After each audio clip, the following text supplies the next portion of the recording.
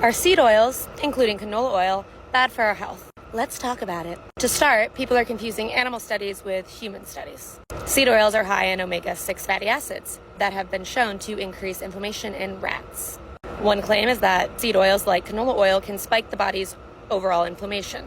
That's based on the theory that omega-6 fatty acids like linoleic acid in canola oil can increase the body's levels of arachidonic acid. Arachidonic acid is a precursor for many pro-inflammatory markers, and if that was true, we would see it in several human clinical trials. But that's not what we see. In this past analysis with 36 human clinical trials that were reviewed, it found that decreasing your linoleic acid intake by 90% or increasing it by up to 550% had no impact on tissue levels of arachidonic acid.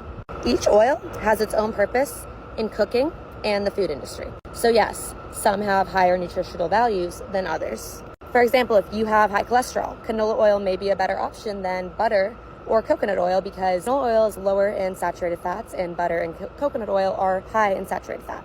Yes, canola oil is higher in omega-6 fatty acids and lower in omega-3 fatty acids, but it's the overall diet that has an impact. The main reason canola oil and other seed oils are getting such a bad rap is the way they're utilized in the food industry.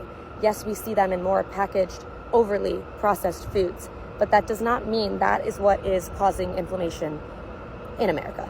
It's more so the lack of fiber and high sugar intake that could be having an impact, as well as the overall diet. Omega-6 fatty acids and omega-3 fatty acids both have essential roles in several physiological processes in our body. We want a higher ratio of omega-3 to omega-6 fatty acids, and yes, we're not really seeing that being very common. So we have to educate on how to increase your omega-3 fatty acid intake to combat too much omega-6 fatty acids.